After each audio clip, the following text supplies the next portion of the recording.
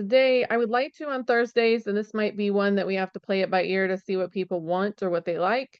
But my thought was for us to see a niche or deep dive a niche or deep dive a brand together. I think seeing other people do research when they're researching a brand is really valuable and really helpful. Um, but and I don't mind that nobody volunteered because I don't mind doing the deep dives with you. I just would like to know what kind of stuff you want to see on a deep dive, or if there's brands, or if you want to see a category, or if you guys are in the middle of researching something and have an example, that's even better. So if you guys are working on something and you have an item that needs research further, that you need more information on, that would be awesome to use as a real example, and we can deep dive on that. We can look it up and research with you. Otherwise, I'll just pick something and we'll just go into eBay and we'll do some research on a brand or category. So does anybody have any recommendations of an item or a brand or something for us to look up and deep dive together with? Otherwise, I'll just pick something. That's tough because we all have such different categories. We totally do, and it's okay. Like, I think that's okay, Jamie. I think it's okay if it's because I think lots of times clothing gets picked, which is totally fine too. But it's okay. I don't mind watching somebody deep dive something I don't sell. That's okay because I learned from the research end of it. So let me pull up my eBay here. Maybe.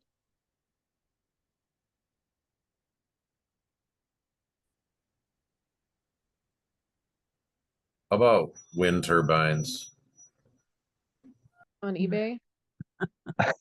Let's not. They're hard to Ask for ship, an man. So throw out a brand name of something at me, and I will show you that if I had never heard of it before, how I would research that on eBay. About Ping.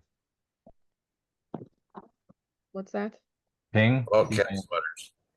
Oh, sorry, I don't go. Golf club. How about kitty coats? What? Kitty coats for cats. There you go. Oh, I'm just well, messing with we're gonna go for the putter. However, if they make kitty cats, you better believe I'm gonna be looking at them. Because What about a putter for a cat? oh, my cats aren't that smart. So when you put in we also want to be searching just like our customers would. So if we just put in that's a good start for us, I think. And then you would go over here to the left-hand navigation and we would decide, okay, are we looking at clubs? Are we looking at golf bags, golf equipment, golf balls? You're not shoes? sharing. I'm not. It says I am. Okay, hang on. You're not sharing the correct screen. How's that? I see that now. Hang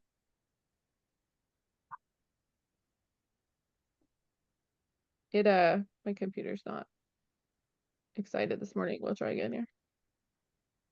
Do we see golf clubs now?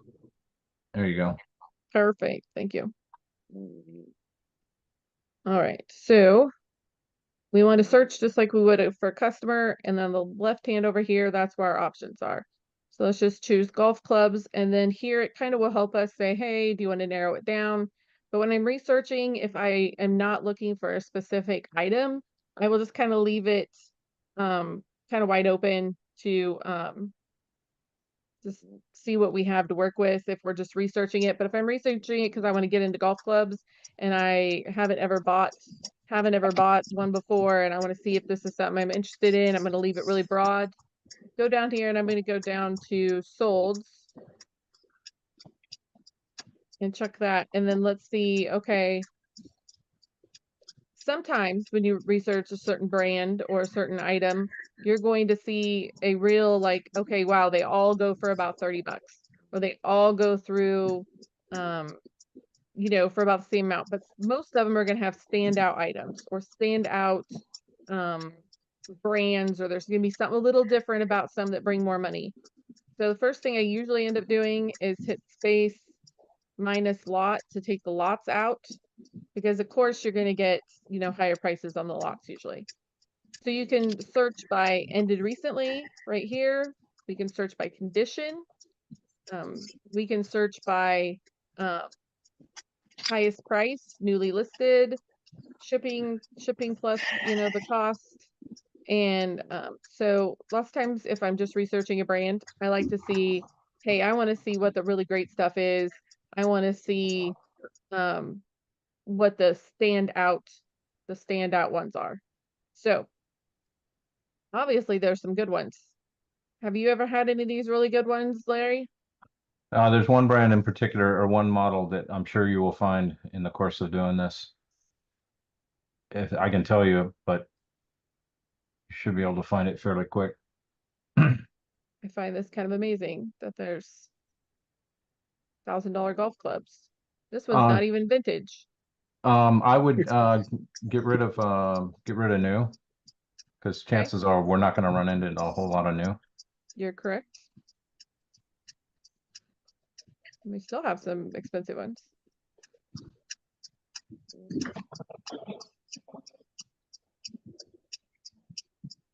It annoys me. Look at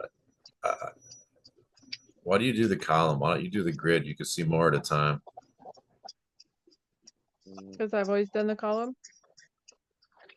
That's a good It's less question, efficient. though. Do you guys do columns or do you do grids? Am I the only one that does columns?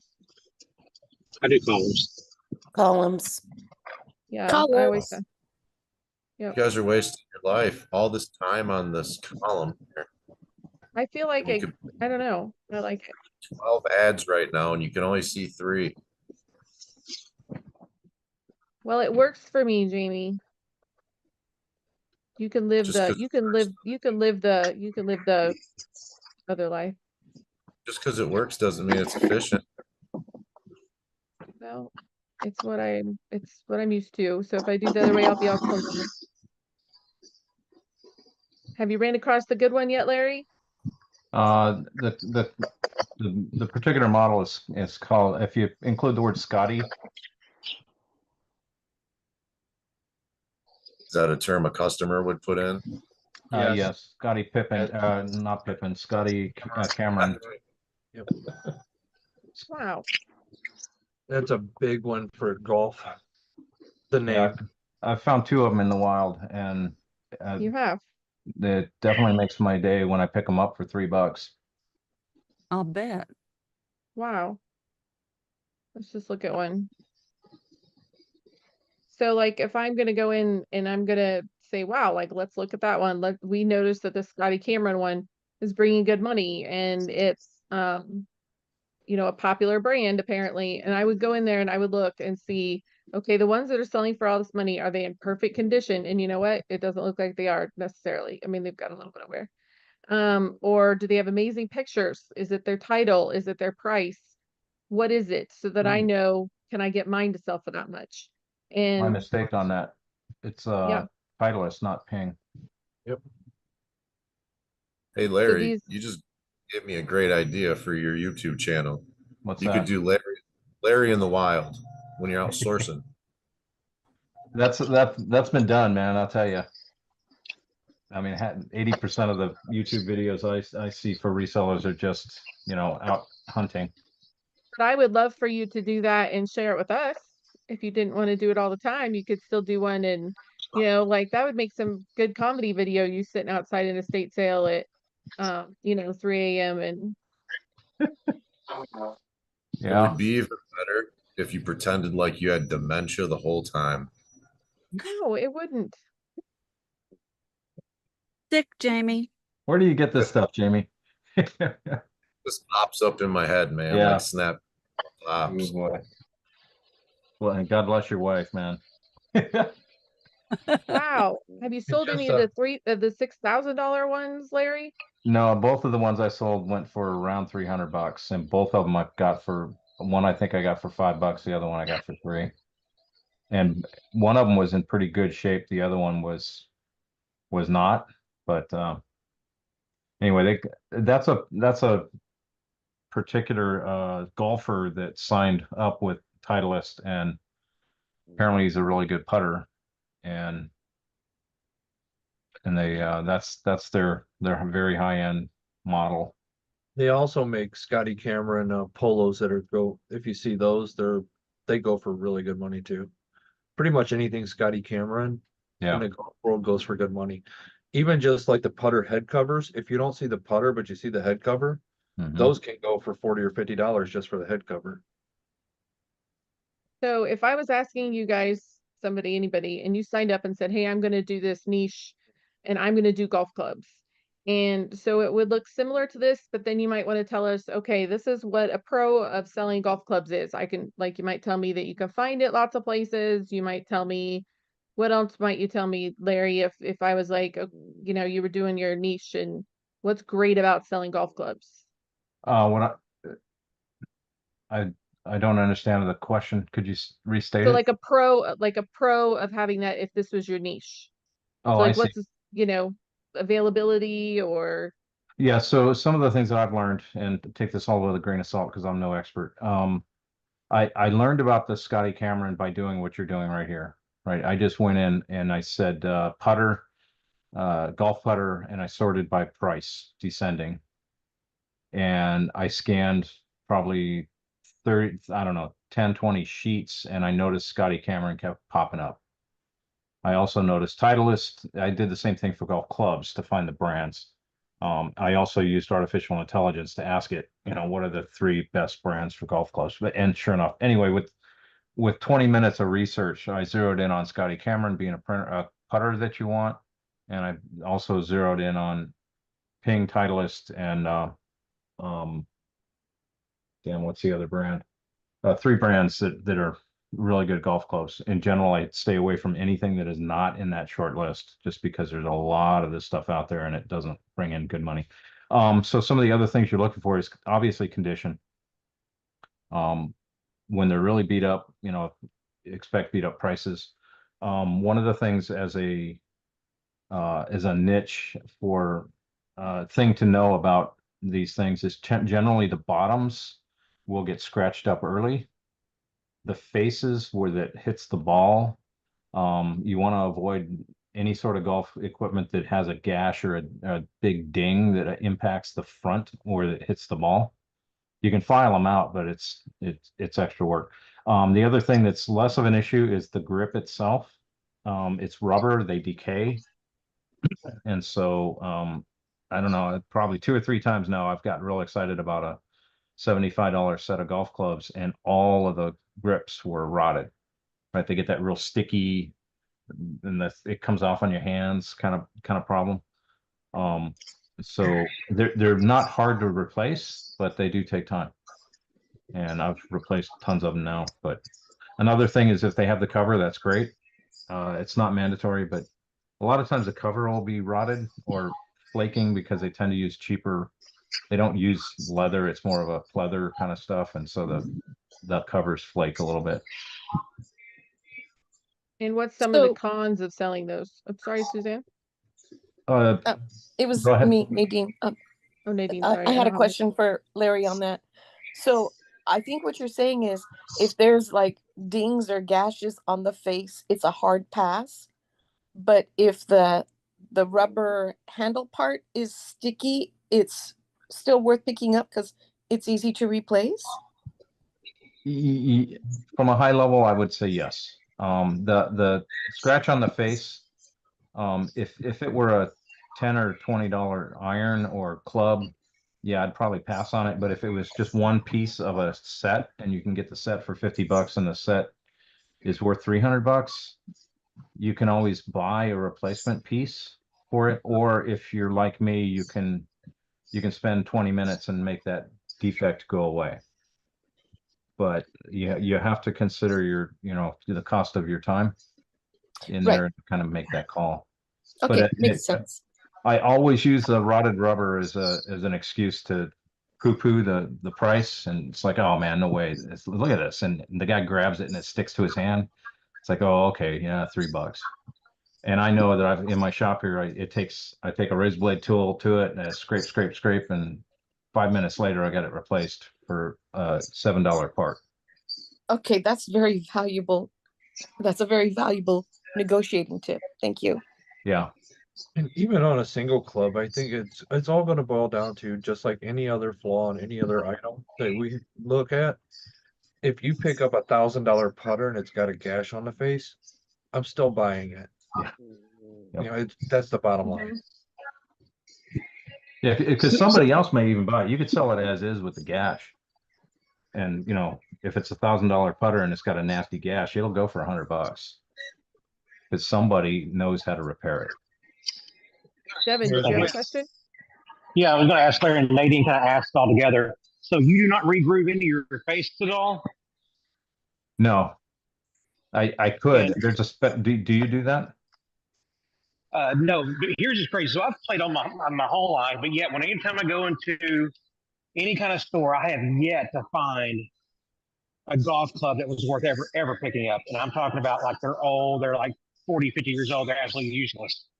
And my other question, you kind of answered it for me already, is why are you putting a new grip on it? Because me as a player, I want all my grips to match the same. I don't want, you know, I got a certain particular Golf Pride brand grip that I want to put on there. Right. And if I'm buying that from you and you've already put a brand new grip on it, I'm going to cut it off anyway. Right. Because it feels different in your hand. I don't want, with the exception of my putter, which I've got one of those big, real fat grips on it. That's kind of like a roll of from like a toilet paper tube. Right. All my grips, I want them all to feel the same way in my hand. So I Yeah, I don't get know that. if you ever just cut the grip off and sold them as is with notating it needs a new grip. I thought of that, but I always conclude that that there's going to be some percentage of the people out there that aren't as picky about that sort of thing. Mm-hmm. And my perception is my labor and a $7 part is my 20 minutes or 10 minutes it's going to take to put a grip on is worth a whole lot less to me than the $20 or $30 more I could get for that item. Okay. There's But honestly I definitely get what you're saying. $24,000 golf clubs. What did you say? Well, About the $4,000 golf club? Wow. That might be a little money laundering going on there. Well, and the username is Lefty Scotties, which makes you think that it's a left-handed putter, or maybe Oh. I don't know. That's a lot of And money. he's also got Yeah, 900 you get sales. some of these Mizuno clubs or some of these Japanese brands. I can't think of offhand. The irons alone, 3 through 9 iron can be $2,500 to $3,500. Yeah. Well, this one was 24,000. No, That's for two of them though, but it still. comes with a Disney Black Diamond VHS. Yeah, I don't know. I don't think this is money laundering though. He looks kind of legit. Yeah, he's got 900 sales. It's the And his ones name's with Lefty 1 or 2 Scotties. sales. So my guess is he just does this. Maybe this is like super rare. Well, look at his store name. Yeah. That's pretty darn specialized, if you ask me. Says it's rare. Comes with certificate of authentication. It's kind of funny because on Sunday I watched a Spotty Cameron video on YouTube, and I thought he's just some old man that's like Carson Solheim, barely alive. This guy's like in his late 50s, early 60s, and I've known this guy for 20 plus years. Did you have a question, Jamie? No, I had a statement. Okay. I think we're missing a big part of this search that we're doing here. Okay. This is all fine and dandy when you go through and look to see what stuff is selling for, but I like to take it a step further and actually start searching the actual sellers to see, because one for like the $8,715, right? This guy might have sold 3 clubs in the last 90 days. So his title, his description, all that might be wrong. I mean, because we're kind of searching here for prices, and we're also kind of searching what shows up first, right? And what's selling compared to what their title is, their item descriptions, and all of that, right? Yeah. Yep. All of these listings here, these could be bullcrap sellers. These could all be unicorn sales. So we got to dive deeper into there and see which ones are actually getting multiple sales, and what are they doing to stand out from their competition to get more sales. And then we have to go back to the general search, not the solds, and do it the same way and see if it's the same people popping up. When you find the balance of who's selling the most and who's showing up first in general searches, that's where you find your information, because obviously those people have the best titles, they have the best item descriptions, photos, because they're ranking higher and they're selling more. Yep. How do you This find is a who's first. selling the most quantity? Well, that's the legwork right there, you know. Yeah, It's that's, elbow. there's You no, just got to go to each page and go to each solds and yeah. one That's at why a time. this is like our high view overview thing. This is just how I get to know a brands that will pop out at me that maybe I should be on the lookout for. It's more or less what this is. But if you were doing a deep dive on your niche, which I would love people to do, so that would be an excellent thing to have pulled up and ready. Like you would already have that searched out. You would have it, hey, look, and then I look, and these people are consistently selling in my niche at the highest rank. And I found this out, and that would absolutely be great, great information. And Harry's right. You do start seeing the same seller over and over again. When I do the jewelry call, I notice all the time, I'll go, whoop, there she is again. We see the same sellers with the higher prices. And I don't think I've ever seen a 0% feedback before. Well, they There's have also feedback. 0. there's also a second part to this, and that has to do with how you searched.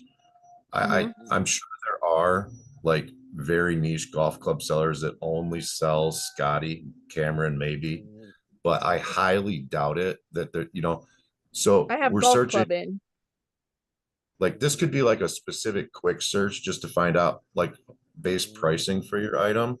But if you're really looking at the niche of golf clubs, you have to be like less specific. I don't even know, how is this Scotty I Cameron have coming it up when you searching golf club. hit search again? It's golf club and then sorted by price. Yep. Okay, so you get what's the highest price selling Scotty stuff? Cameron's shows up as the top 24 3, grand. Okay, but that's in a different place compared to Right. the stuff I Yep. find in the garage sales. For But sure. I And that's like where why, you're going with that though, Jamie, as far as going the step further is figuring out is the research that's going to help you sell what you've gotten. and that's what I would right. love for people in their niche to do. So like if I was a golf club seller and I was doing this, I absolutely would have done what Jamie does, because that's right. And I would have had it all pulled up and ready to go. This is an on the fly impromptu. I don't sell golf clubs. I don't know anything about them. But that's what I'm trying to get from people to do this on Thursdays, because you would know enough to have this stuff pulled up. You would be able to tell us, this is how I search. This is how I narrow down the good sellers. This is how I figure out my good titles. And absolutely, that's what we'd be looking for. This is just kind of like a on the What fly. instantly popped into my head when I started seeing all these prices and stuff was all the delusional people that think Beanie Babies are worth $10,000. And I don't want people to be misguided by thinking like, Right, for okay, sure. I'm just trying to get brand names. Yeah. If I do that in Yeah. jewelry, I'm gonna see, $1 million items sometimes, hundreds of thousands of dollar items. I know I'm not gonna really find those. I could though, and I still want to know those brand names. I still want to have those names jump out at me. So on this too, we could also take a step further. Like like what Larry said, is like, I don't find these in my area. He may be completely correct. So then we could go and we could do by item location, and we could do what they refer to as the zip code call. And you have to change your location, but like it has my zip code in right now, and it brings up 31, which is amazing to me actually. And then it might give me an idea of what I might find in my area. So see how it's doing 25 miles from my zip code. So there's 31 sellers, and we can change that information if we wanted to by hitting this blue mark here. What's your zip code, Larry? I bet you have more than 31. 77345. And if we did 50 miles, That'd cover most of Houston. You're gonna Yep. get a lot. 3,500 and plus. So this would give, but it would give Larry an idea of, okay, these are things I might actually find when I'm out and about. And so that does get it narrowed down to what you may find in your area. So I've done this for jewelry and it's pretty telling, although because I live in such a rural area, I don't get hardly any results in that either. But it does give me a better idea of what I might actually find. So Hey, you do see different brands coming up. Carrie, what I like to do at this point is Mhm. if you look at your little bar graph to your left right there, the blue lines, Yep, right you here. can see the pricing and how it drops off drastically. I like to drag Mhm. that second slider over to probably a little bit more, maybe like the fourth bar, you know, yeah, somewhere in that ballpark.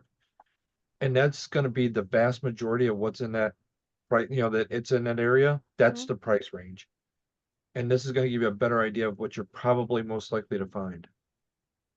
Yep. Good job. Now, Yep. now knowing the high end stuff is you just need to know that, but focus on this part and just if you see the great stuff, obviously we get it, but we need to really concentrate on the bulk of it because like Devin I said earlier, absolutely agree. most everything he sees is garbage and it's not worth picking up. So, Yep. you know, And so before I end the YouTube portion, what I wanted to say is, so then I would go, hey, Larry, if he was doing this on golf clubs, which poor Larry just got volunteered today because he did volunteer to do golf clubs today, guys. So if he seems unprepared, it's because like I literally just did this on the call to him. And then I would say, so what are some of the disadvantages that you feel? And he would tell me, okay, like I got to find a box, I got to The ship it shipping. different. Shipping is a little bit of a challenge, although it's not hard once you figure out the boxes. I've got two different size boxes, and occasionally another is a warning is you don't want to go above 48 inches on your box length because that's a threshold that adds another 20 or 30 bucks to your shipping. And if you can, man, what I love it when they're just spray it off and photograph them.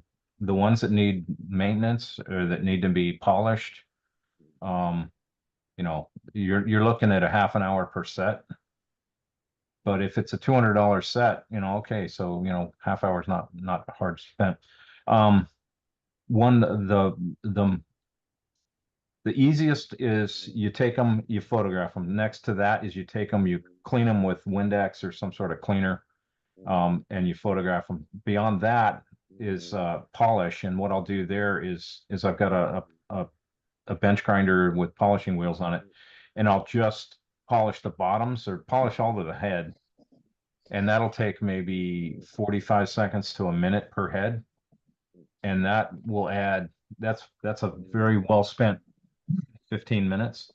And then if they're all scratched up, then you're taking sanders and grinders and files and stuff to them, and that's very labor intensive, and I would only do that with the very high end sets. So that's another thing I would ask, if you were doing this as your deep dive, I would say, tell me your tricks of the trade.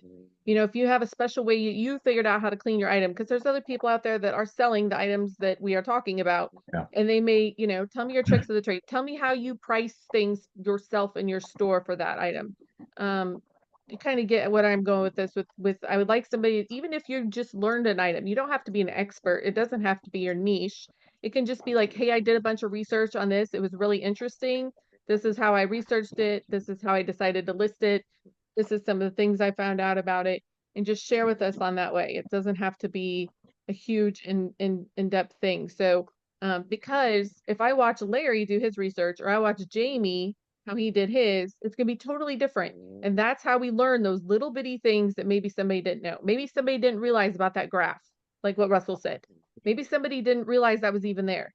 So just that little thing by, let's say, watching Russell do it, somebody's going to pick up a little bit of a tip that might, be a game changer for them. So that's where I'm trying to, because I think most of us in here know how to do the basic stuff. So I'm going to end the YouTube recording. And if anybody wants to join us for when we do the last half of our call, you just go to Reseller Revenue Facebook group and all the information's at the top on how to join us. Hey, it's Carrie with Reseller Revenue. Just wanted to come on and let you know if you'd like to see more of this, if you'd like to see more of my daily calls Monday through Thursday and you'd like to participate, please go to Reseller Revenue Patreon group, and that's how you join our Facebook group also is through that link.